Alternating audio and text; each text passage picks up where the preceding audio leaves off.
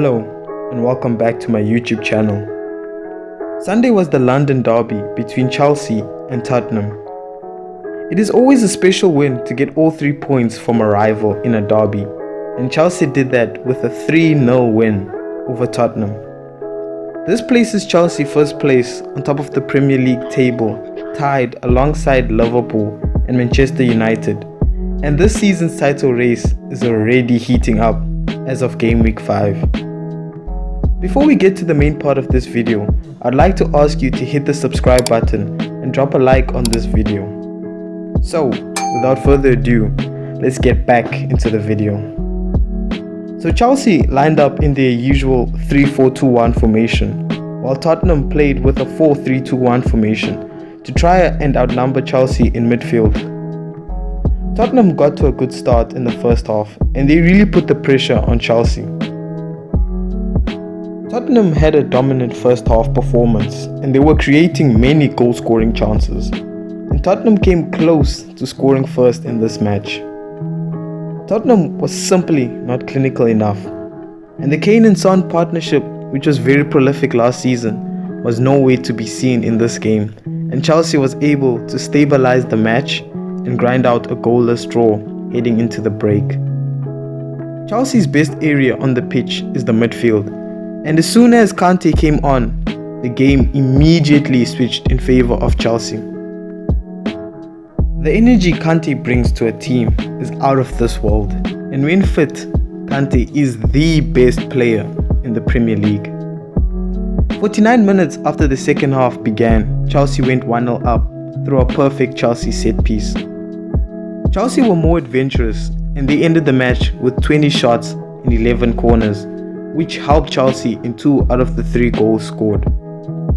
The entire Tottenham squad just went missing in the second half, and if it wasn't for Lloris's brilliant saves, it could have ended higher than that.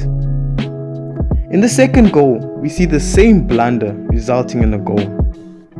Last week in the match against Villa, Kovacic had far too much space in midfield, with the CDMs failing to press him. Kovacic had the space and time to play a through ball to Lukaku for him to score his second Chelsea goal.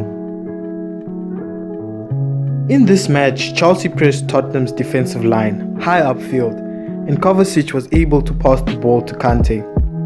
Kante was perfectly situated in zone 14, and this is the most dangerous part of the field. Most coaches will tell their team to defend this part of the field, as this is where most goals and goals created is made. So Tottenham failed to cover the space, and Kante easily scored Chelsea's second goal, because Kante loves to score worldies against Tottenham. Dyer even tried to tell the midfielders to press Kante on time, but due to a lack of concentration, it was too late and the goal had gone in. So Chelsea continued to put the pressure on Tottenham, and just as Tottenham thought the game was over, another corner was awarded to Chelsea. Tottenham barely cleared the ball away, and Azpilicueta was able to recycle the ball and lay it through to Werner. Both Kane and Emerson are responsible for the goal, as they failed to press Werner and he had a free run into the box. The rest of the team foolishly tried to defend the 6-yard box, so both Rudiger and Alonso pulled back for the cutback from Werner. The defense once again was slow to react to this movement, and Rudiger scored Chelsea's third goal. And Tottenham must be feeling deja vu after being spanked 3-0 by Crystal Palace.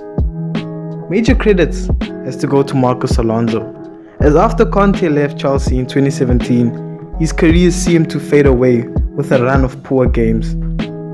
This season, he has rejuvenated his career and is comfortable keeping Chilwell on the bench. Alonso is a left wing back by trade, and in Tuchel's favourable back 3 formation, Alonso can really excel in the wing back position, with the luxury of knowing that on transition, there is a solid defensive trio that can cover the space. And for this reason, I have to give extra praise to Silva, who is just a monster in defense. And despite his age, he shows that form is temporary, but class is permanent, as he easily pocketed the entire Tottenham attack. Chelsea cannot seem to lose this season, and even on off days, Chelsea grinds a win. So Chelsea will play Man City on the weekend, and I can only assume Pep has learned his lesson and will fight for a 2-2 draw. Thanks guys, and I'll see you in the next video.